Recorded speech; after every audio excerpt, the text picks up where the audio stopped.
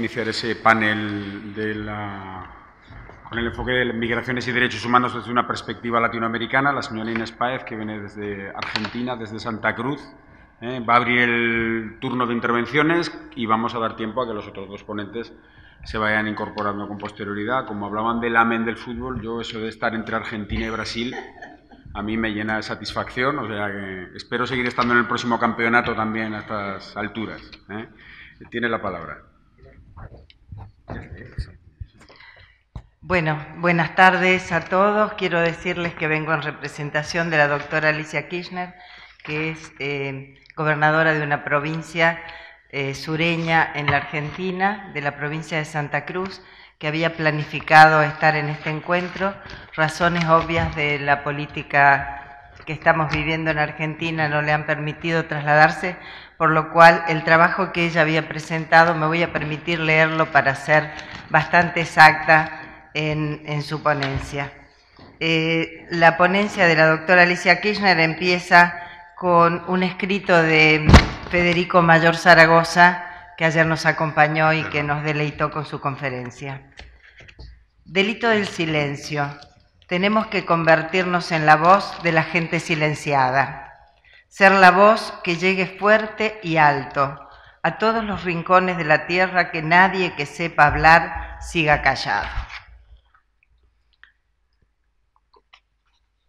Bueno, nos dice que tuvo la posibilidad de involucrarse junto al otro y con otros y hacerlo desde el estado presente, activo y promotor, ayudando a elevar la calidad de vida a nivel de políticas sociales públicas, y vivió la gestión local, provincial, nacional e internacional. La doctora Alicia Kirchner fue ministra de Desarrollo Social en la provincia de Santa Cruz, fue ministra de Asuntos Sociales en el Gobierno Nacional con Néstor y Cristina Kirchner presidentes, y ahora es gobernadora de la provincia de Santa Cruz. Dice: vengo de la tierra de la Patagonia Argentina, tierra nuestra, sacudida por el fuerte viento sureño que no nos borra del mapa, por el contrario, nos fortalece. Ese es nuestro entorno, una meseta plagada de bellezas, poco conocida, salvo por sus glaciares. Vivo en un país, Argentina, enclavado en un mundo sin seguridad internacional, de grietas, guerras y especulación que a veces resulta altamente extraño.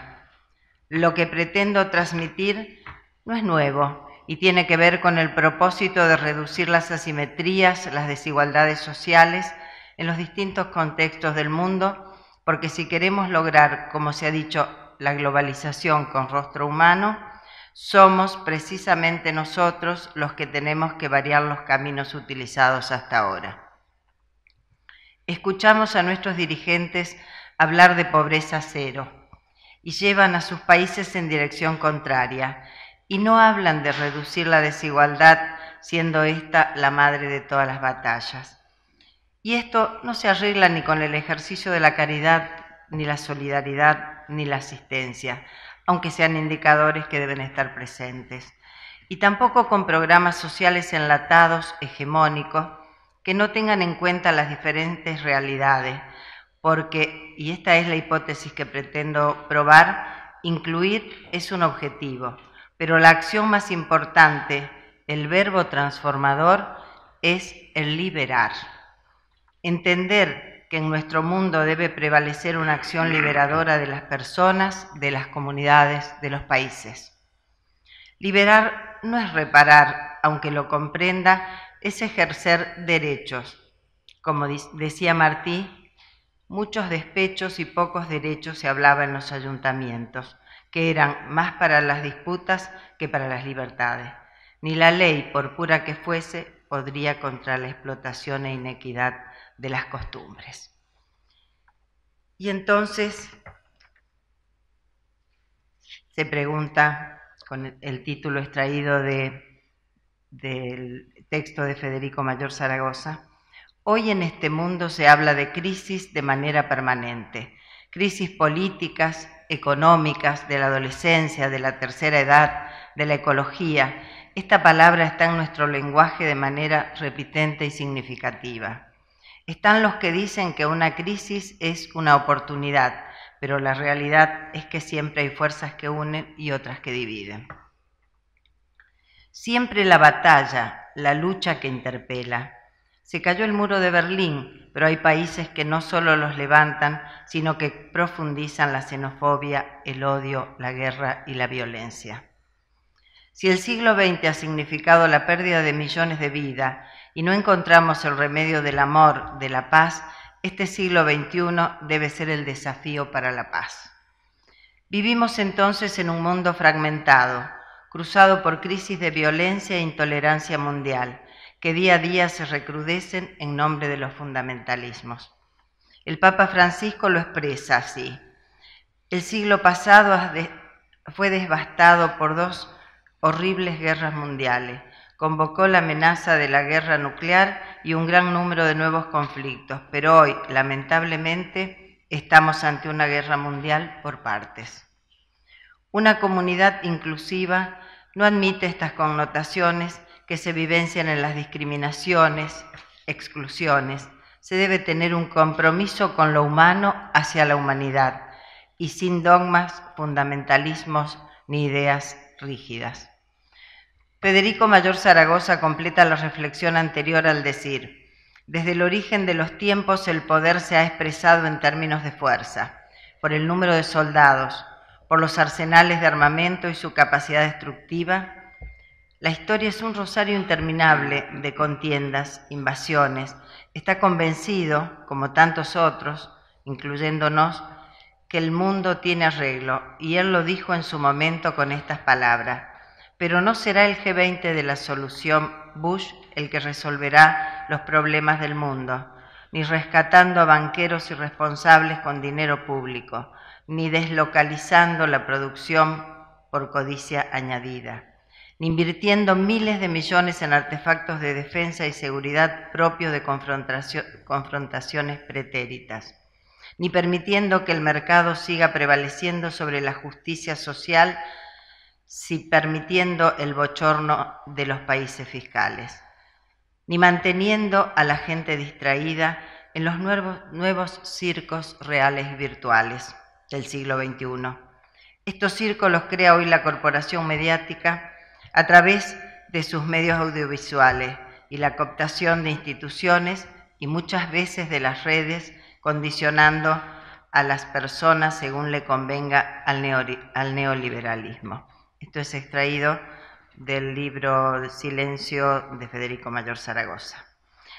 Siempre pedimos la paz. Sin embargo, la desigualdad, las asimetrías, son la levadura de las inequidades que llevan a la violencia. Por eso resultan insoportables y trágicas. No hay justificación para estas desigualdades, como tampoco la tienen los paraísos fiscales con dinero proveniente de los peores modos de obtenerlo. Y cada vez más de moda. Estas son las tramas del mundo, como bien lo expresara mi profesor Jorge Luis Halfem. Nos colonizamos a diario con un proyecto de la realidad que cada vez se hace más dudoso.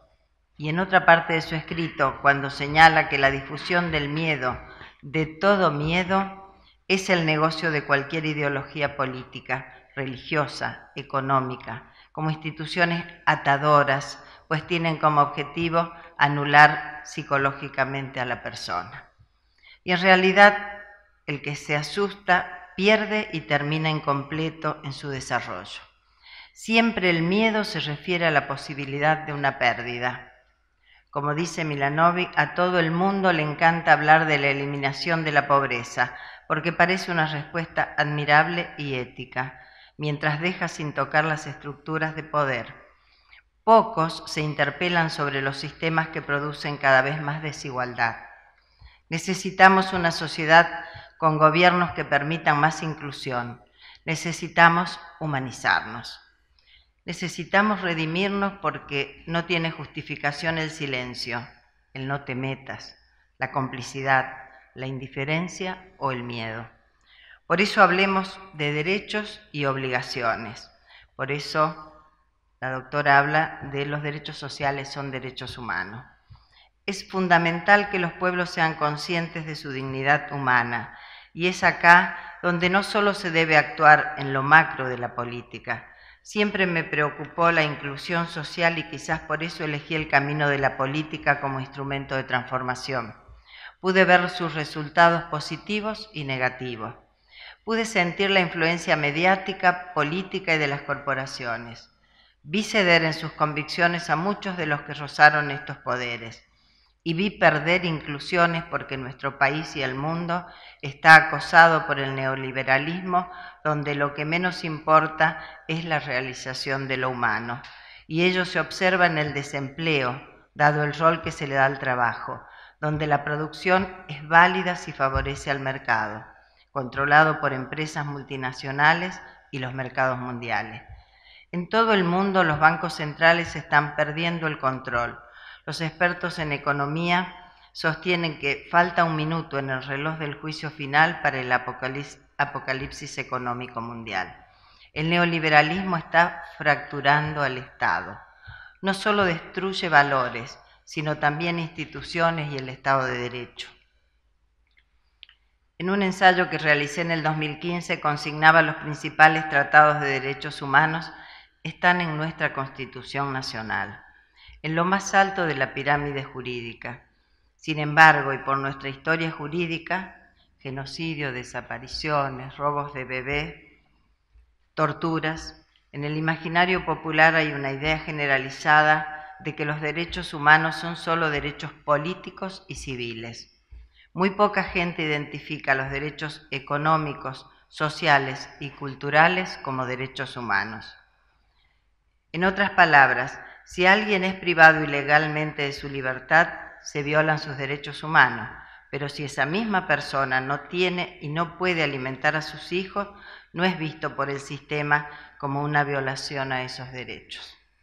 Además de la historia reciente, hay muchos interesados de hoy en hacer creer que los derechos sociales, como trabajo, educación, asistencia, vivienda, servicios públicos, adecuada alimentación, entre otros, no son derechos humanos.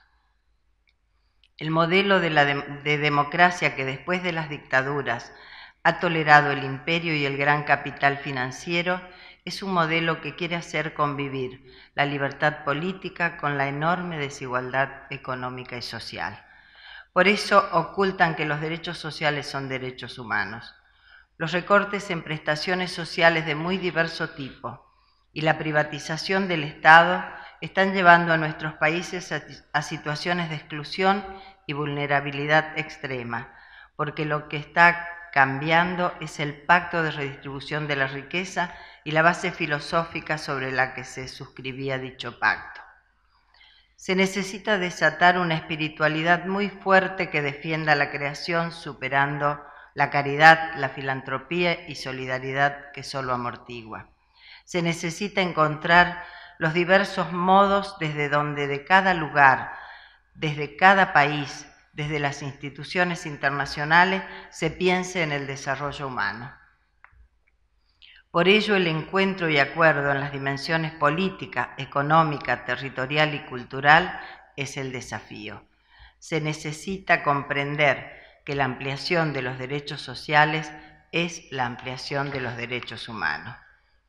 Entiendo que la pirámide de Abraham Maslow refleja en sus distintas dimensiones las necesidades que las personas deben cubrir. Así hablamos de las necesidades de subsistencia, de seguridad social, de socialización y autorrealización. La salud, la nutrición, vestido, hábitat, tiempo creador, educación, serían subdimensiones comprendidas en la dimensión necesidades de subsistencia. El empleo, la previsión y seguridad social y las dimensiones sociales y de convivencia entrarían en la dimensión de socialización. Y la dimensión de autorrealización, que tiene que ver con el desarrollo humano, el desarrollo científico, artístico y los valores en una cosmovisión espiritual. Estas necesidades se sustentan en una red vincular, en donde en el mundo actual el nivel de vida fue asociado más a lo material que a lo espiritual. Se necesita una actitud más humanista que satisfaga las necesidades de trascendencia. El objetivo del desarrollo humano debe superar lo instrumental, importa la persona y todas las personas en todas sus dimensiones y en todas sus culturas. No se trata tanto de tener, sino en el cómo ser. Es decir, los problemas del desarrollo implican la solución de problemas económicos, políticos, culturales, sociales, religiosos, técnicos y también espirituales. El hombre olvidó su identidad y capacidad de ser trascendente. Cuando no se tienen en cuenta estos indicadores, no se tiene conciencia del propio existir y la sociedad termina alienada. Se necesita un diálogo entre religiones, estructuras políticas, sociales. Solo desde la liberación se puede construir un futuro de justicia. Seguramente, con algunas preguntas de dónde provengo, dónde estoy, a dónde voy, para qué voy, seguramente de esta manera podremos entender más el mundo despedazado y desunido, y habrá menos oprimidos, explotados, humillados. Por ello es fundamental la acción y actitud liberadora, entrega espiritual, humildad, ponerse en el lugar del que necesita y entonces, el por qué tuve hambre y me diste de comer, tuve sed y me diste de beber, peregriné y me acogiste, será real y será justicia. El acto de liberar es una acción de justicia social. La justicia social incorpora el concepto de dignidad humana y esto obliga a crear desde las políticas públicas oportunidades ligadas al cambio del sistema y no a los paliativos. Liberar es una experiencia de compromiso con el otro, de no dejarse manipular con los poderes del mundo. Busca un análisis profundo de la distribución de la riqueza y la opción por los oprimidos.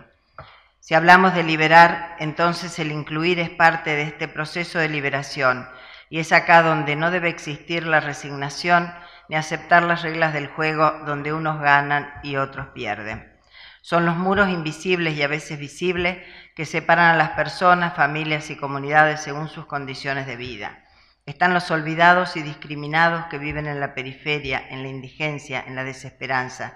Y están también los grupos etarios y sociales estigmatizados, como los pueblos originales, los niños pobres, los adolescentes como sinónimo de inseguridad, la mujer como víctima porque algo habrá hecho, la diversidad, los adultos mayores, los migrantes, los trabajadores informales, los vendedores ambulantes, los cartoneros, todos ellos vistos como objetos y no como sujetos de derecho. Para toda persona en la línea de lo que viene insistiendo el Papa Francisco, la política debe ser liberadora con procesos de participación de acuerdos sociales. Una política así, con la fuerza del amor y la entrega social, implementará procesos de participación del pueblo, de abajo hacia arriba y de adentro hacia afuera, desde una democracia ecológico-social que respete los derechos de la madre tierra, de los ecosistemas, de los animales, de los seres, de la creación, con los cuales mantenemos relaciones de interdependencia. Y al decir de Martí, el único camino abierto a la prosperidad constante y fácil es el de conocer, cultivar y aprovechar los elementos inagotables e infatigables de la naturaleza. La naturaleza no tiene celos como los hombres, la naturaleza no tiene odios ni miedo como los hombres, no cierra el paso a nadie porque no teme de nadie. El redimir también es un acto liberador. Muchos tienden a considerar como acción redentora la filantropía mediática y creen que se autorredimen ejerciéndola. Por ejemplo, una organización social, política, empresa que ayuda a otros con necesidad. Martí, hablando de las sociedades bonaerenses, fíjense que Martí no conocía Argentina y habló como si la conociera. Y en este caso, la doctora hace referencia a un escrito de Martí que dice, hablando de la sociedad bonaerense, tienen muy buenas sociedades Buenos Aires, la de damas de beneficencia, la de huérfanos, la de mendigos, pero ¿por qué no pone una casa de cariño y de limpieza para los pobres de espíritu, para los que no tienen fuerza con qué cargar su pena, ni valor con qué arrancársela, para los que no mudan de vestido ni se cortan el pelo, ni levantan del suelo los ojos, ni comen sino de limosnas para el pobre atorrante, decía Martí.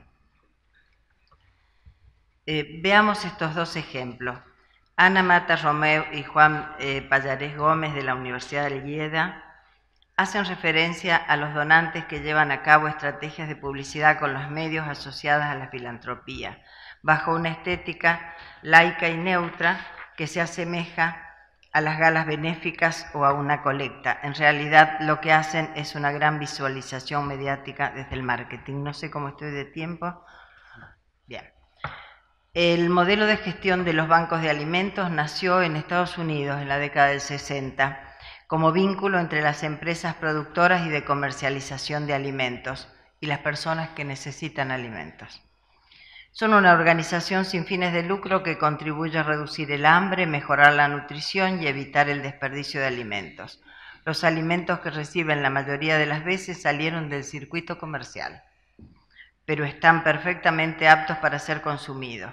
Los bancos a nivel mundial tienen la misión de recuperar alimentos que no tienen valor de venta, pero que son aptos para el consumo del pobre, obviamente, y lo explican inexplicablemente. Por ejemplo, un yogur que vence ya no se lo puede vender en el mercado, se debería tirar, pero el Banco de Alimentos recupera esta mercadería y es entregada entre los sectores más vulnerables. Algo que no sé qué se dice es que las empresas saben que los stocks donados evitan la caída de precios, el gasto de destruirlos, y aprovechan en donde existe la ley la degradación del porcentaje de la cuota íntegra del impuesto de las sociedades. No tienen costos en la distribución, pues lo hacen voluntarios seguramente muy comprometidos con el otro, que no son conscientes del perverso ejercicio de esa filantropía. Evidentemente, estos ejemplos nos muestran que más que hablar de un acto liberador, lo que se hace es un acto opresor, aunque muchos de los que intervienen en él lo hacen con la mejor de las intenciones. Por ejemplo, los voluntarios. La frase popular recuerda también que de buenas intenciones está empedrado el camino al infierno. Solidaridad es preocuparse y ocuparse del otro, colaborando sin más motivación que esa y la de pelear con todo el corazón por ellos sin que nadie sea más que el otro, solo por tener más dinero o suerte. De igual a igual y dándolo todo, peleando por mejorar lo que hay y juntándose con otros organizando esa solidaridad. La caridad bien entendida tiene que ser ese tipo de solidaridad. La otra, que mal suele llamarse también caridad, es la que es usada por el que da lo que le sobra, las migajas, para que no se mueran de hambre, pero sin ayudar a transformar las causas de la carencia.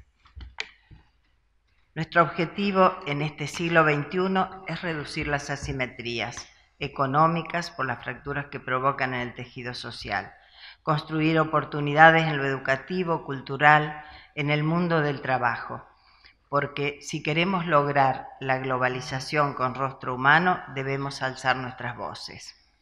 Concluyendo, en la era de la tecnología, de sorprendernos con las impresoras 3D y todo lo que habló acá el rector, que uno se pone a veces un poquito mal porque también la mano de obra es importante, que la gente trabaje es importante.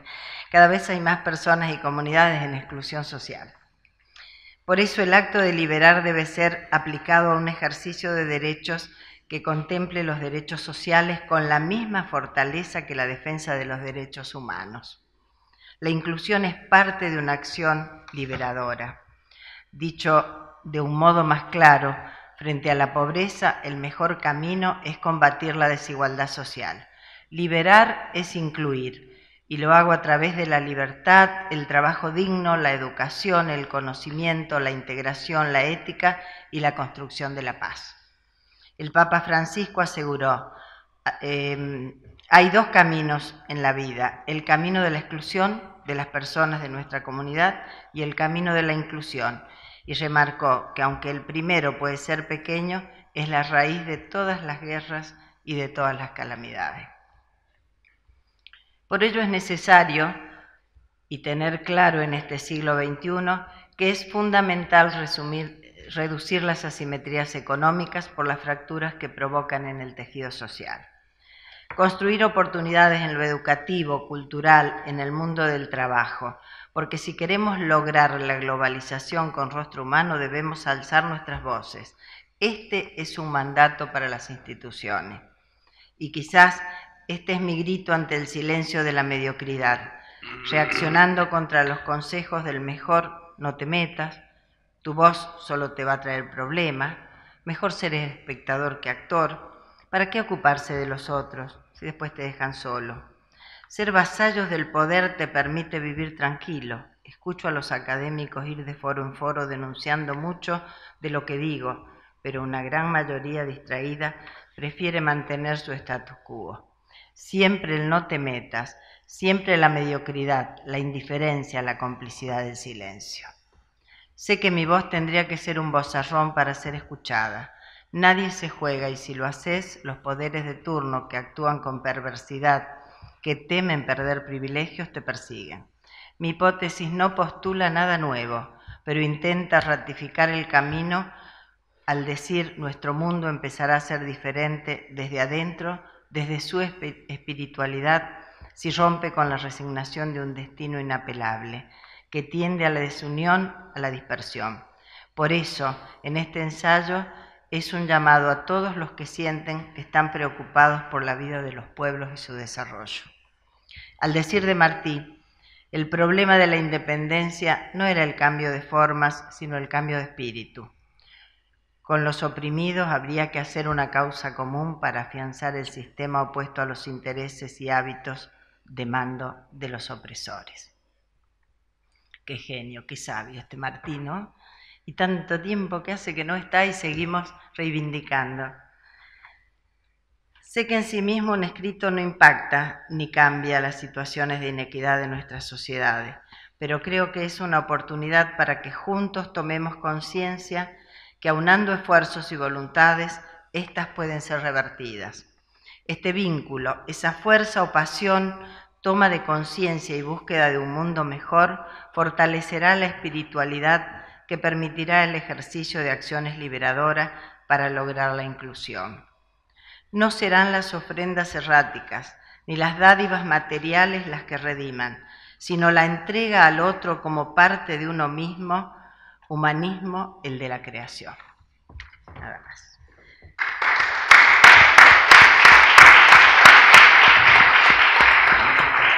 Quiero decirles que, no sé si puedo. Quería decirles que yo conocí a la doctora Alicia Kirchner allá por el año 1982 y como nada es casual sino causal, yo venía de una militancia al lado de un obispo, Enrique Angelelli, que fue matado por la dictadura, que después de muchos años hicieron pasar como si fuese un accidente y después de muchos años se logró que esa causa tuviese su fin y sí, lo mató la dictadura porque también era un obispo de la opción por los pobres.